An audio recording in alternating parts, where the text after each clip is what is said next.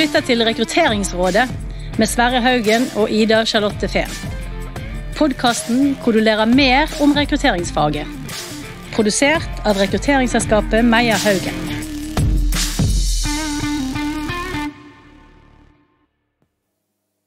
Ida? Yeah. Ida? Yeah. Are you ready to do this podcast episode in English? Yes, I am. So I actually should have said yes. Exactly. So we are doing this podcast in English because we have a guest from Sweden. So we could actually do this in Swedish as well, but we think the topic is so interesting that we might want to give also non-English speakers an option of listening to this episode. Yeah, I'm really looking forward to this episode, Sverre. Yeah, and we are in our company we have this vision of trying to set the standard for future recruitment, like the standard of future recruitment. And today we're going to talk about the future because we're going to talk about what type of talent do we need in the future, and how can you future-proof your talent pipeline, which is an interesting topic. Yeah, what is so interesting is how do you know if you actually recruit the right potential for the future? Exactly, and that's not easy. And maybe we won't find the exact answers with 2 lines under it in this podcast, but at least we'll discuss what's the difference between hiring experience versus potential, for example, and how can you attract the right candidates to make sure they can adjust to the needs of the future, not only the current demands in the organization. And that's interesting. It's really interesting. And to talk about this topic, we have a guest live from Sweden, and her name is Linnea Bywall. Welcome, Linnea. Thank you so much. So, Linnea, you are head of people at Alva Labs. And Alva Labs, that's a psychometric testing company, am I right? Yes, that's absolutely correct. We've been around since 2017. And our mission, vision, I never remember which one is which, but the mission/vision, is to help companies, do more accurate, efficient and fair hiring by using the best, tools on the market. And we really look forward to talking to you. I know that you are a licensed psychologist and you have more than a decade experience of working with psychometric testing. Yes, so I guess test nerd would be part of my title. Exactly, test nerd. We like that, Sverre, don't we? Yeah, we love nerds, and we love test nerds as well. It. Yeah. So, but my first question is, when you talk about this, are the company actually ready for this? The work that you do and how you work? I think that's a great question. So. It really differs. Some organizations are very mature in how they think about their hiring process, how they view the concept of talent, constantly pushing themselves to find the best methods to be, accurate, fair, objective, and still candidate friendly. And then there's, the complete opposite of the spectrum, organizations that stick to more traditional hiring methods that are more in we've always done this and this has worked well enough for us, and therefore why change?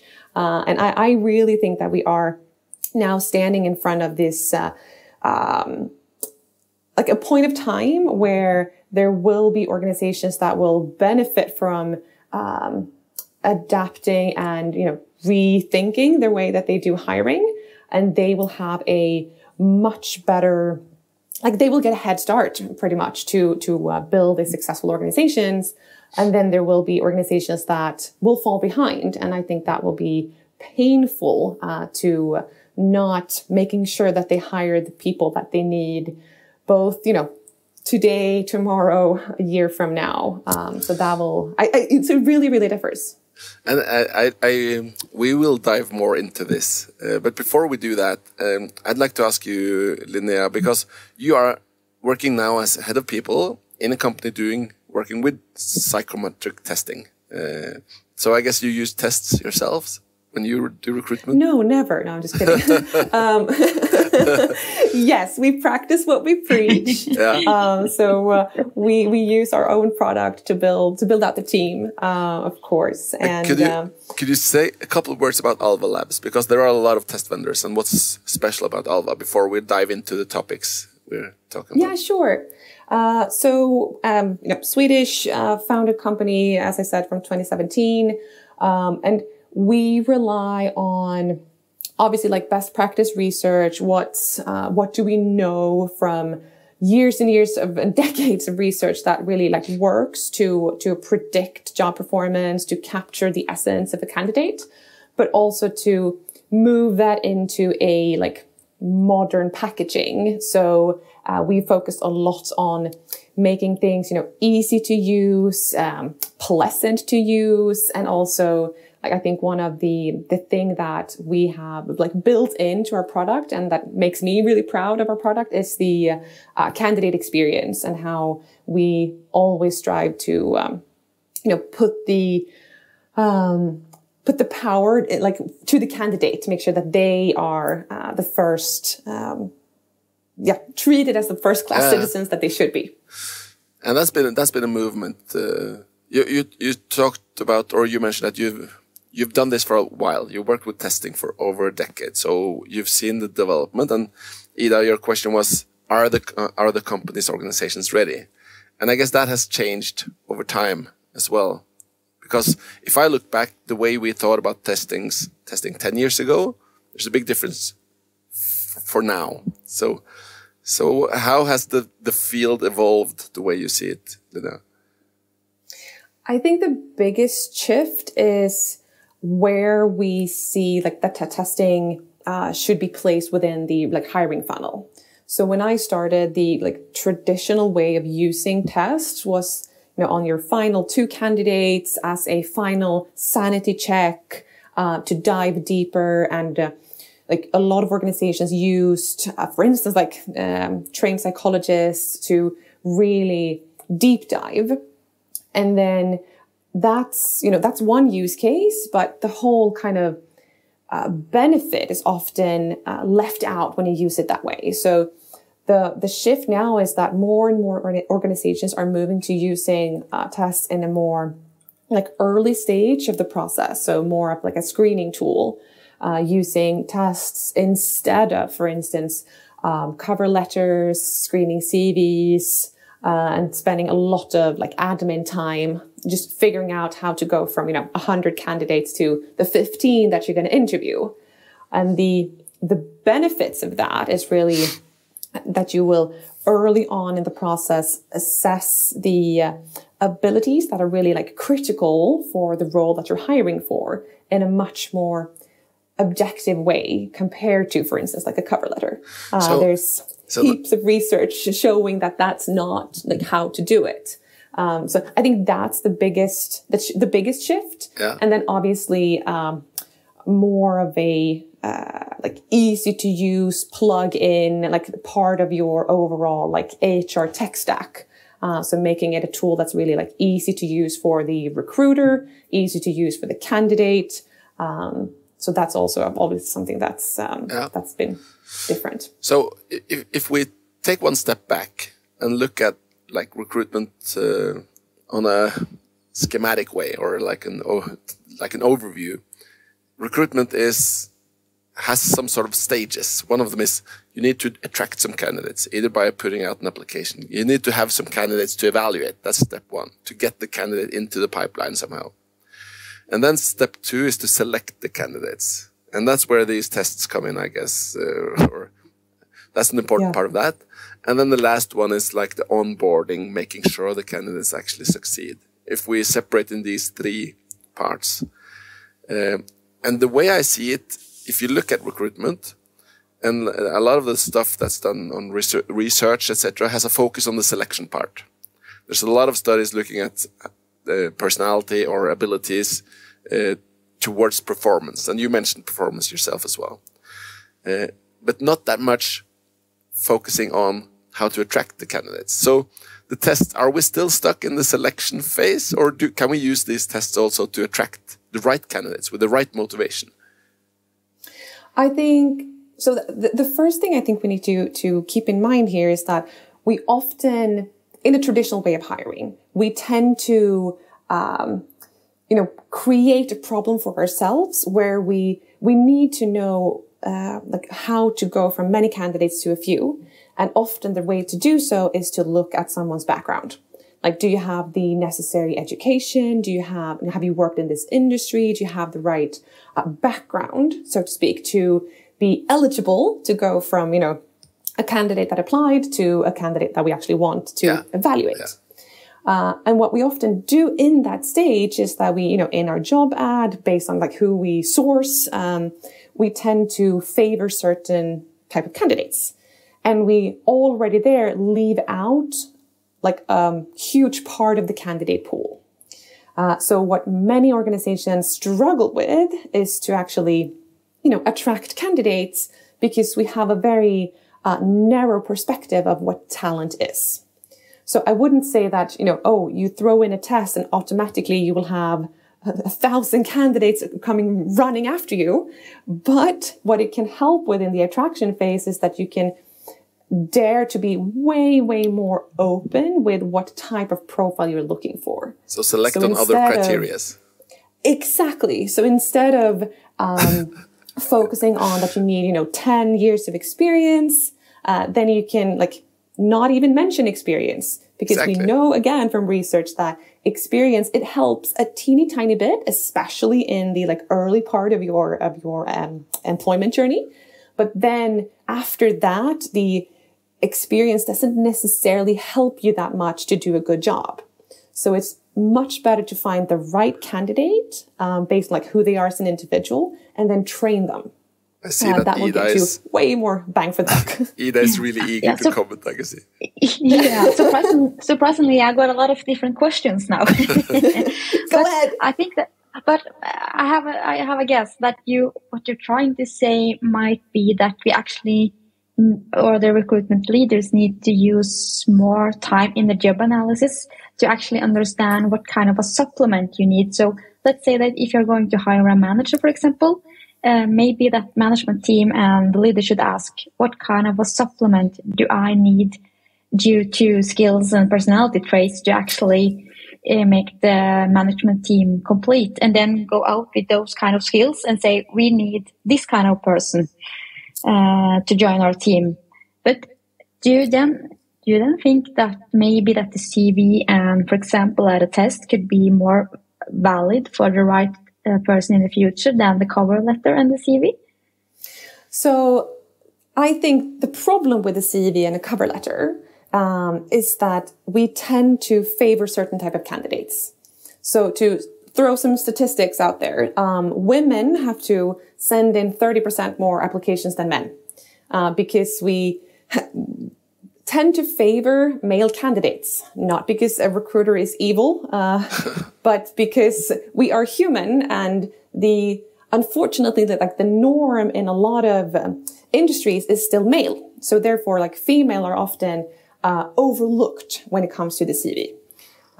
Even worse statistic is people of color. People of color have to send in 50% more applications than white, because again, not because someone is evil or racist by purpose, but because we're biased. We are biased. Yeah. So obviously it's not that background has no meaning, but we place way too much meaning on it. And we tend to, by using cover letters and CVs, we build in and scale these subjective biases that we unfortunately have because we're humans. So I think there's a part for a CV, but later in the process. In my opinion, there's no part for a cover letter, because I think it just dilutes your assessment, because you can't really say anything about it. Yeah. Yeah, but I have a question, Linnea, because I'm painting with broad strokes here now, but my experience is that many of the test vendors, many of the people that work with testing, have a tendency to over-evaluate testing again. So you have maybe too much the other way towards testing, right? Because my statement would be like, you can look at personality, but you will have to look at background. You will have to look at experience. Say, for example, you want to hire a programmer. You can't select them in the screening phase based on personality alone. And then you get some economy student with no technical background because the personality is right. Do you see my point? Yeah, no, absolutely. Totally agree. And I would like to just, if we back up to like, what does research tell us is the best method for selecting the right candidate? Then we find structured interviews and we find work sample tests. Yeah. So I think that the like heaviest part of your decision should be based on your structured interviews and your work sample test. But we need to get the candidates from, again, like many to a few, because we unfortunately can't interview all of them. So instead of like being fooled and overemphasize some like of the background, using psychometrics like together with, for instance, screening questions, or assessing like the very, very basics, making sure that it's the right, as you say, like it's a engineer and not a financial candidate. And then going from that to like looking into the background, selecting who we should interview and really double down on the interviews. So I think it's definitely not a silver bullet. Psychometrics will not solve everything. It's a part of the puzzle, but I think the mind shift in my mind is that we need to go from having it as a final stage where it doesn't, like, honestly, it doesn't help you that much, to having it early on where it can like save you time, increase objectivity, increase accuracy, so that we can then really focus on like selecting the best candidate based on the interviews, because we know we have candidates with the right like prerequisites, the right characteristics, and then we can pick and choose based on, you know, motivation, culture fit, all those like super critical aspects. So I really agree that it's not something that will solve everything. One of the biggest challenges, I guess, the way I see it, is to know what personality you should look for. Because if you look at the big meta studies, you mentioned structured interviews and work samples. We know that if you look at the big five, for example, the personality, there's a correlation between conscientiousness and work performance. That's the only one they find on a general basis, at least. So yes. How do you proceed? Let's say that we want to hire a recruiter for our own company. How do we know what personality to look for? Yeah. So I think this is also based on, you know, what has happened in the industry. Previously, it was like you did this, you know, it took hours for the candidate to complete a test, and then you had a recruiter interpreting what is good or bad here. And often what that means is that you took something that was objective in the start and you made it subjective. You're like, oh, I like someone with a high extroversion because I am high in extroversion. Great. What we try to preach and help our customers with is that instead use this like mechanical interpretation. So what we have built into our platform is this like, well, technically we talk about like lenses. So you can put on different glasses. If you're looking for an engineer, you put on your, you know, engineering glasses. If you're looking for a leadership profile, you put on your leadership glasses, and so forth. So based on what does research tell us is important for these type of roles, then we can like help you in a mechanical way read the reports or read the results so that you get a much more like data-driven way to view the results. So it's more about, again, like staying true to research, making it easy to use the insights you get and having it as one data point. So does that answer your question? Yeah, I think so. And if I understand it correctly, you have sort of different archetypes or profile types that might match to engineers, to sales roles, to different types of roles. And yes. You're nodding now, so I guess this is also then research-based in some way. It is. Yes. Okay, good. In every way. But I think I can see two challenges due to this. And one thing is that I think that we have to trust the processes better when we are conducting the process with tests and so on. And I think that the other challenge might be that there is a lack of competence out there in the market. So you might have that kind of a clear picture of what kind of a person that you need and what kind of a person that would really be a good fit to your environment and the company, but you might be struggling to actually get that competence. So you might be a little bit more flexible, hoping, fingers crossed, that this will be a good match later. I think that is also something that we have to work with to see how we can develop better. Yeah, no, for sure. And I think this kind of goes back to the whole, like the introduction of how do we, future proof, because in reality, like the most important part of hiring will always be the job analysis, right? If you don't know what you're looking for, you will never be successful.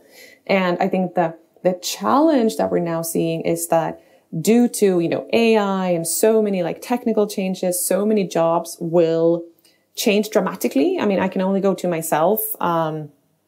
What I knew when I graduated is already not relevant because there's so much more research in the field of psychology. What I worked with a year ago is not how I work today because, you bring in new tools and new ways of working all the time. So the job analysis will likely be even harder to conduct because we won't know what what will an engineer role look like with the development of AI. So how do we then, in a waterproof, bulletproof way, really lock in what we're looking for?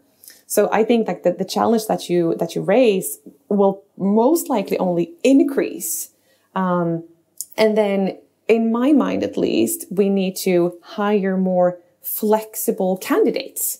We won't be able to X and you can come here and work with X and you will work with X forever.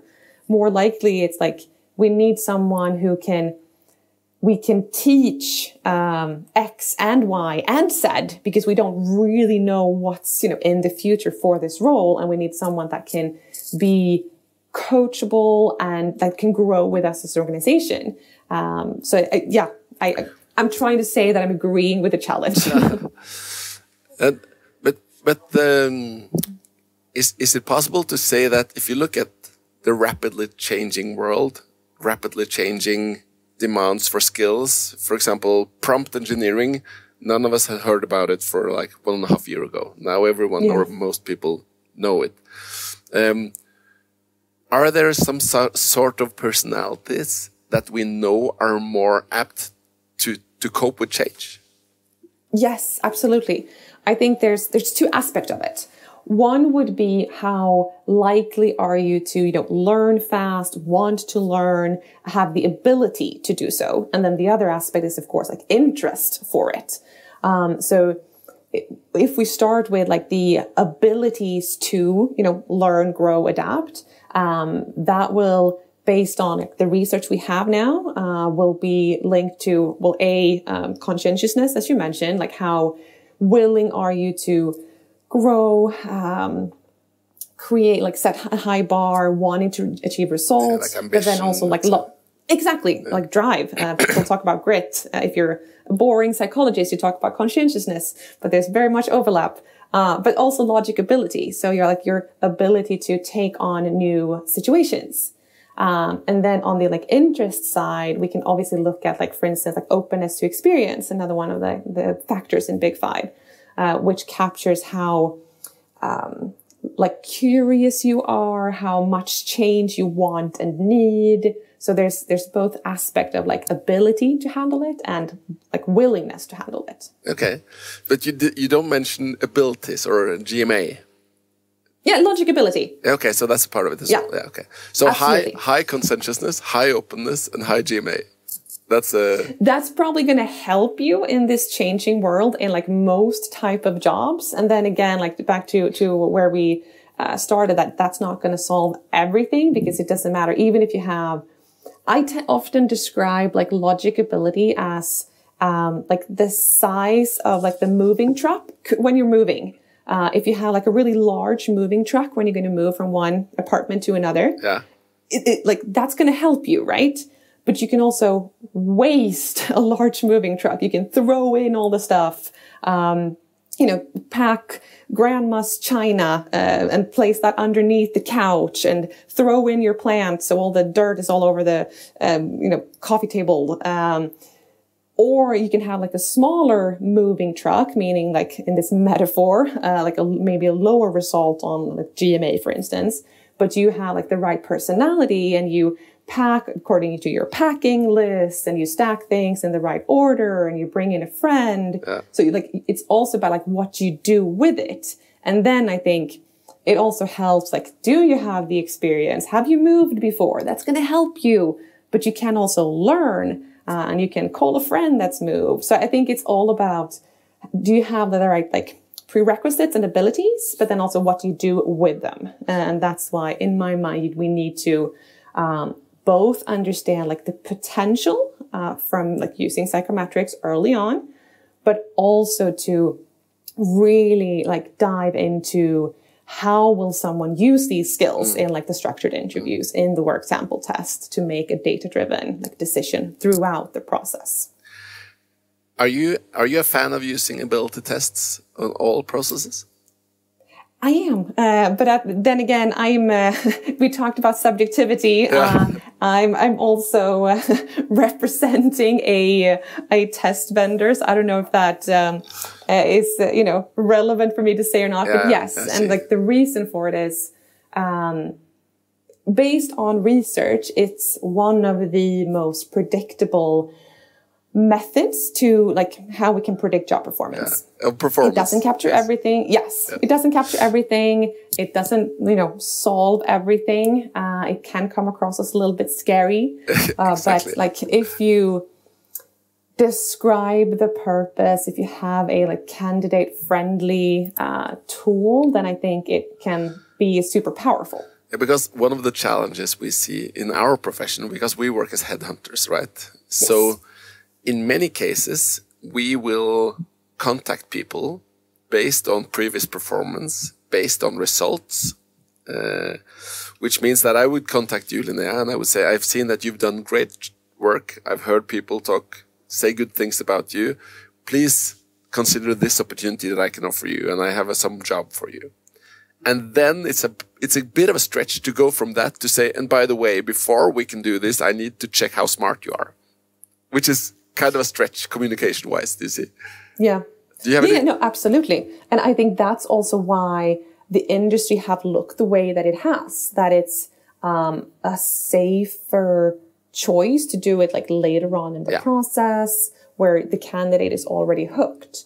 And for me, it's about communicating like a clear purpose. Why do I do it? How I'm going to use it? Ensuring that the candidate like understands why we're doing this is like number one, but then also differentiate between what's assessment and what's like attraction. Because when we hire for our own company, we obviously use psychometrics like as a first step. That doesn't mean that we sometimes meet a candidate that we've headhunted several times, but that's kind of like a sales process, right? Yeah. So we need to make sure that they are hooked on the role, and then we start the assessment. Yeah. So in our eyes, it's still the first step in the assessment phase, but maybe in the candidate's eyes, it's like, well, we've had several meetings and now we're going to do the process. So it's, I think also, go with as you see it like a sales pitch or a sales process in the beginning, if you have headhunted someone and then you actually start the process later when the person say, yes, I'm ready for the process. Exactly. So in my mind, if I meet a candidate, like a potential candidate that I'm going to try to lure in to our company, that is to me a sales meeting. I don't evaluate the candidate. I don't want to place like an assessment of if they performed or not, because I haven't started assessing them. It's me pitching the role. They might have questions. I still might have questions for them, but it's more to like get them into the funnel. Yeah. So, Ida, we've been exploring this concept of sustainable recruitment. And this, I think, the topics that we're talking about now is interesting in that perspective as well, because in a way, if you're able to hire people that will last longer with regards to performing in a changing world. Maybe that's a part of sustainable recruitment. Yeah, I think this is so kind of close to my heart as well, and I think that we're into something here. If we are talking about the potential and how we can build adaptable teams and be ready for the future, and how we can develop and sustain there and make it happen. But when I think we are talking about the specialists and how they should be adaptable to change and learn XE and so on, but if you take a look at the leaders, then if you need a leader that is going to build up a team with those kind of qualities and skill set, are there any different things that we have to look at then, Linnea? And does that require more from a future leader due to how we should work? I really think it requires more from a leader, because you constantly need to, in my mind, like the talent will be a moving target, because talent will not just be based on what have you done, and if you've done that, then you will be considered a talented person. It will be a lot more of like, how do you approach an assignment? How do you approach a task? How do you learn new things? And that's, I mean, being a like psychologist, what comes really close to my heart is having like clear expectations, setting clear targets, and then having the trust, for people to actually go deliver on that. And I think that will require like a lot of both prerequisites from a leader, like to have that ability, but also to train that muscle. So there's, I think one part of the answer is finding and promoting the people to like leadership roles that have the right prerequisites. And then there, I think we should, again, rely on research, what tells us like are important aspects in a leadership position.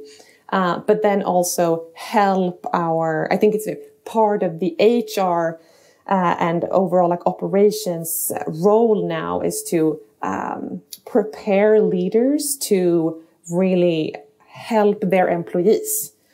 So they need to be super skilled in setting the right expectations and letting people run and try and learn. So I think it's a lot of demands.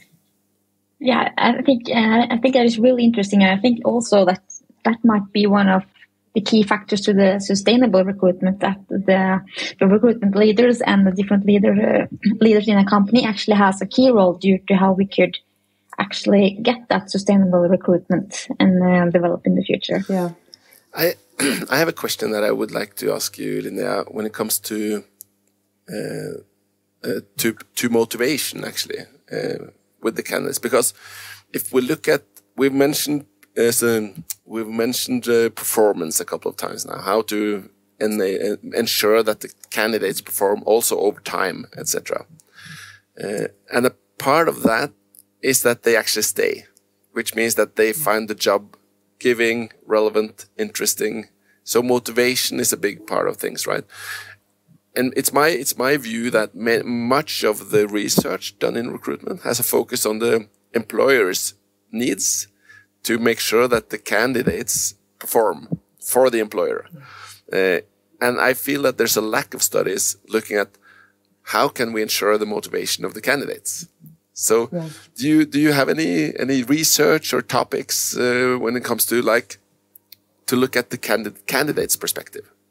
No, I love this. It is a lot trickier for the reason being from a evidence-based perspective. Motivation is a much more vague concept. It's harder to pin down what it is because it fluctuates, it changes more, and therefore it's a lot harder to conduct research on it. So this is an area that is much more unexplored, which makes recruitment both way trickier and way more fun.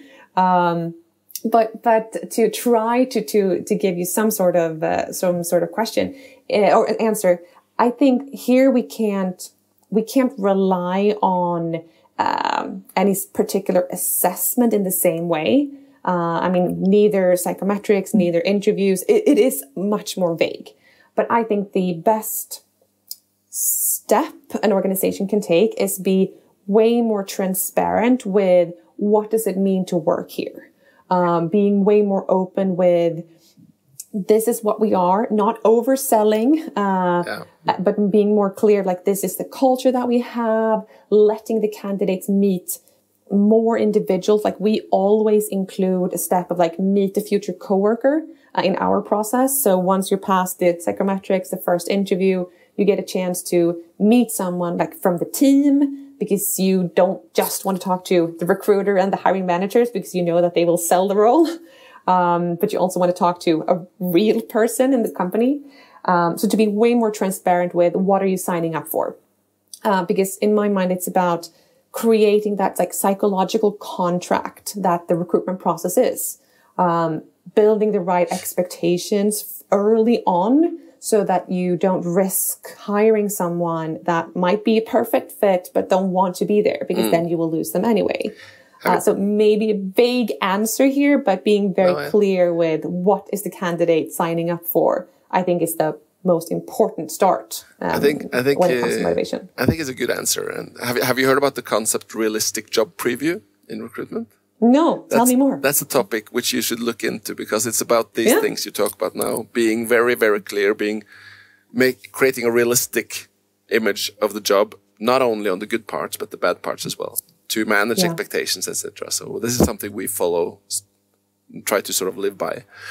But you also, in your answer, actually say something which you don't say explicitly, but which is an interesting part, which is that motivation is more complex and it's been done less research on it, which is interesting. So this is something I find very intriguing, actually. Very, and if you could link it to the different generations too, because we can see now that different generations are motivated by different things when they're making applicants for a job. So Sverre and I could have different motivations for a job, and how is the organization suited for that? Yeah. And probably maybe now I will just create a lot of enemies. But on the generational concept, I think it's for me it's so important that we remember that the differences within a generation is a lot larger than the differences between generations. I sometimes think that organizations are working too hard to police a particular generation because, millennials are like this or Gen X is like that. But really, it's more about you will have the full spectrum within each generation. And to me, it's more to stand up for this is the kind of company we want to build.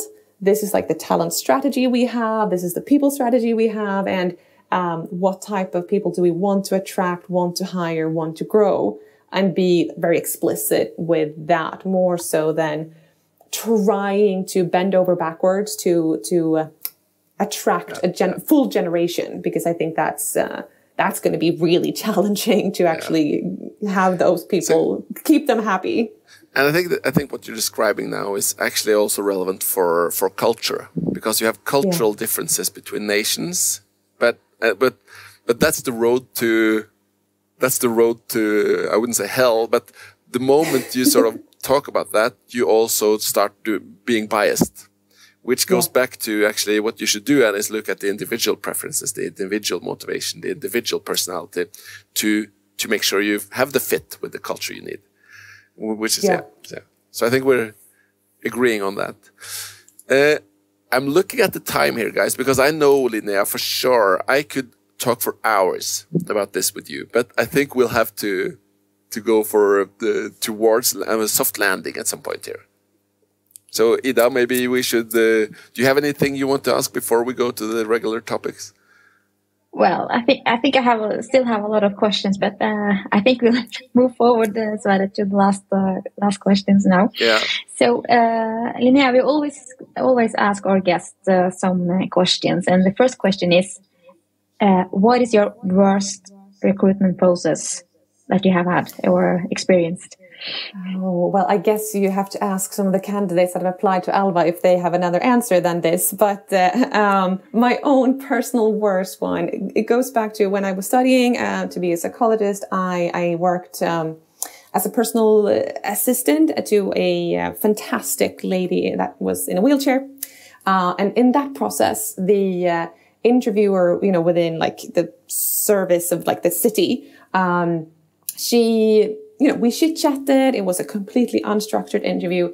And we ended up when she asked me what I usually ate for breakfast. Because we started talking about like, I've always worked out a lot. I'm an ex-runner and, health has always been like important to me. And she picked that up. And then we started talking about my breakfast and I got the job. But I have no idea why I got the job. And it still to this day surprises me that based on my breakfast, I got a job. So hopefully I did a good job. But that was probably my worst one. I'm sure I'm not the only one now wondering, what do you eat for breakfast? Yeah, I'm really curious too. Yeah, it's obviously some sort of miracle food. So I'm an oatmeal person for sure, but I married a person who's extremely high in openness, and he wants to try new things all the time. So now we've landed in this world where we eat different breakfasts like all the time. So it's either smoothie bowls or oatmeals or pancakes or scrambled eggs. So now it's a variety, but deep, my core is oatmeal. Okay. Gotcha. So diversity is good in breakfast too. Apparently, I'm not as high in openness, but apparently, oatmeal can get you hired. That's my conclusion. Oatmeal can get you hired. That's a great story. Yeah. Thank you for sharing. So, my last question is: do you have some ideas on topic that you think that we should discuss later, or to have in an episode later? Ooh, I mean, maybe I'm now repeating what everyone says, but obviously like AI and recruitment is super, super interesting. But to be maybe a bit more specific, I think how do we, with like the help of AI, conduct objective job descriptions? Because I think that's super interesting. Like how can we leverage, now when the world of knowledge is our oyster and really understand the job description, so that we don't, start a process in a subjective way of like, I think this is important and I think this should be part of it. So that is something that I find super interesting and would be really keen on hearing you explore more. That's a very good topic. And we are actually looking into that internally as well, on how to utilize AI for this. Super interesting. And if you look at this, like if you connect some of the things we've talked about so far, in the not so distant future, it would be possible maybe to map your motivation a bit better. And then we could post a job ad for you, Linnea, which looks in one way, but for Ida differently because she has a different motivation. So you can have customized dynamic content based on this. Yeah. I also think that the objectivity is really important because you don't want to feel when you're trying to reach out to everyone to make everyone feel safe that this could be something. You don't want to feel that someone is feeling, oh, they're taking care of me. You want to feel that this is the right position and I could be a good fit for this to include everyone in a good way. Yeah. Okay, so let's end there on a high note. And I really have to say thank you, Linnea, for taking the time to talk with us. It was my pleasure completely. Super fun to do this. And it's really nice to meet you. And I'm sure we'll discuss more with you later when it comes to personality testing. Please. Bye.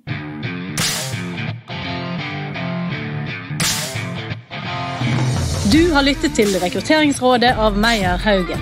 Vi produserer også Topplederpodcasten og Stillingspodcaster. Har du forslag til gjester eller tema vi bør snakke om? Gå inn på vår Facebook-side Meyer Haugen.